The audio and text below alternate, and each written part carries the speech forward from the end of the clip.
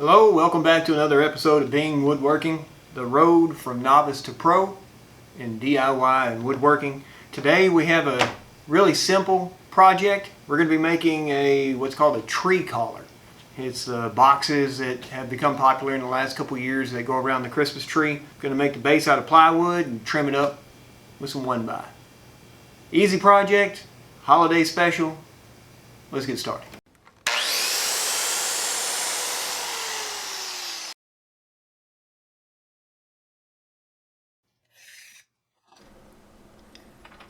I haven't made a video in several months. It's actually been 6 months.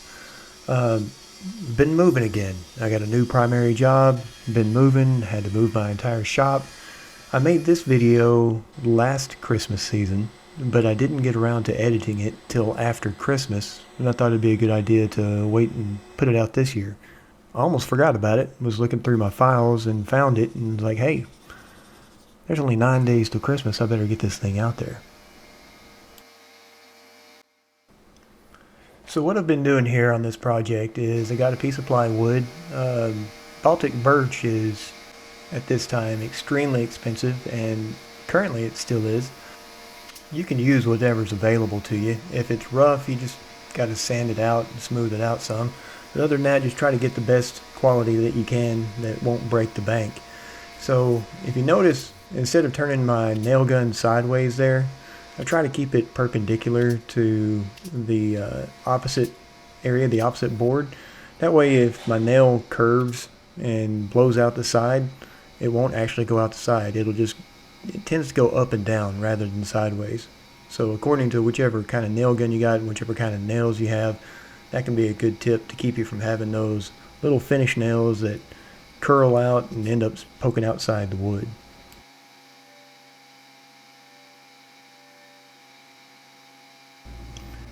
And as I'm going along, I'm just trying to keep this box as square as possible. I'm going to end up squaring it up a little differently here in a minute, and I'll show you that. But notice I am adding wood glue as well as using the nails. So it's just going to give it some extra added strength, especially as time goes on and it's used year after year.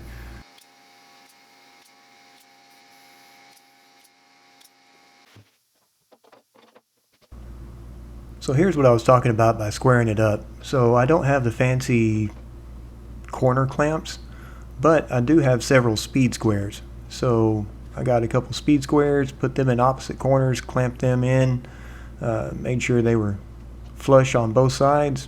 Then I added the rest of my bar clamps, or parallel clamps rather, and let that dry overnight, and then come out and it's time to start putting on the stain.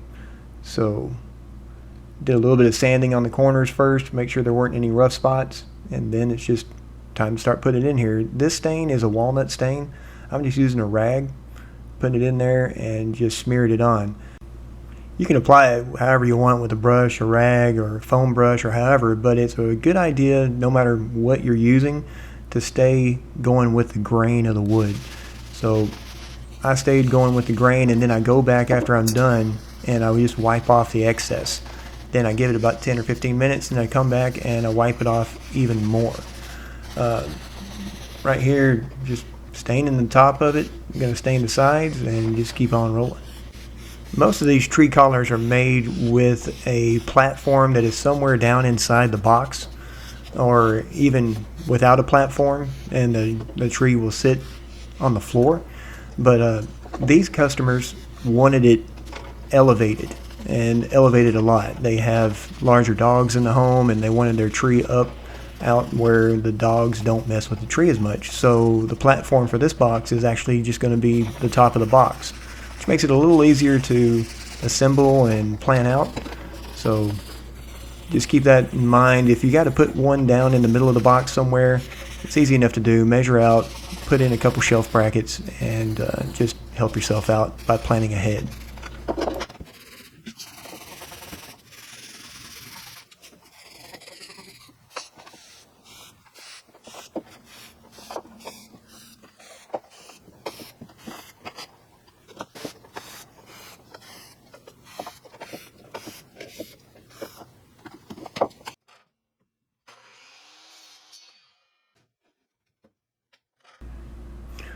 Now that I've got the box assembled and stained, it's time to start working on the trim.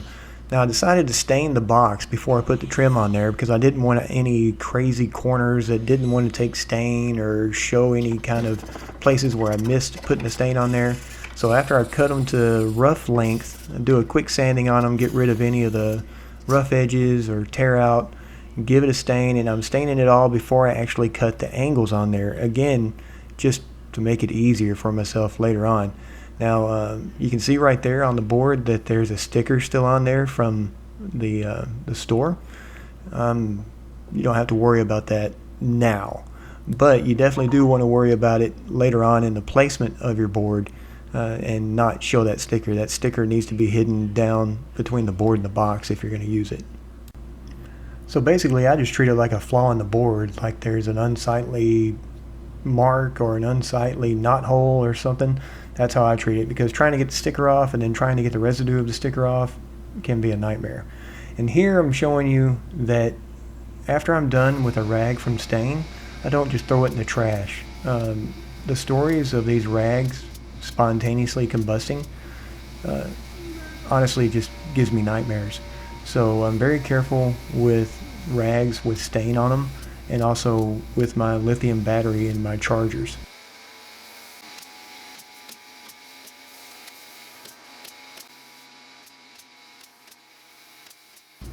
So now you're starting to see the box come together. I'm trimming out the outsides and the corners, and next step will be the tricky part. That's getting the X's through the middle.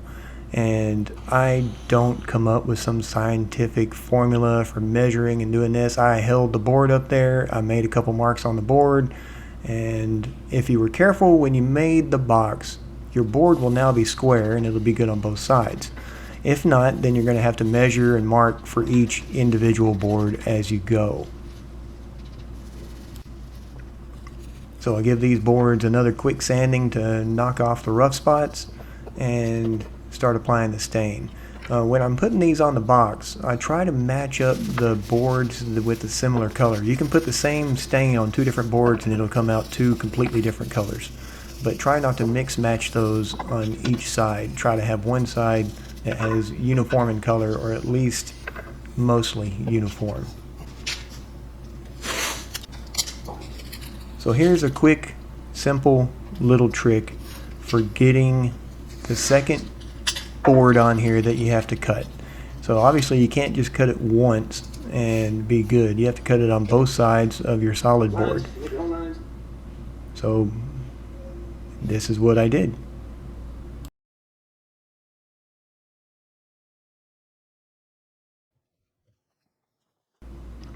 Pretty simple, huh?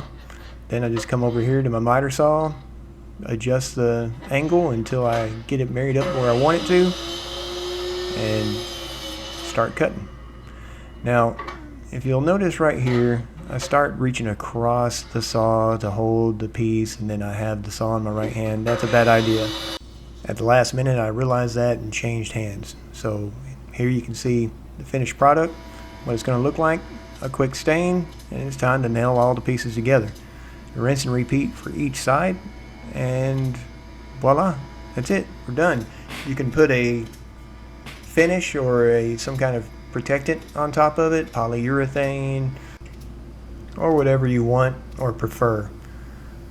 And that's it. That's the end of the project. But here's something I wanted to show you. So this project took me a couple of days to finish as I was working on it, and I didn't empty out or drain my compressor between those times I was working on it. It's important that you drain these compressors every time you use them. That water sits in there and just goes to rusting and destroying your compressor. So here's the finished product. The customer was very happy with it. They've made beautiful trees and put on top of it. Oh, I should have asked them for permission to access their Facebook and show you some of the pictures. But that's it.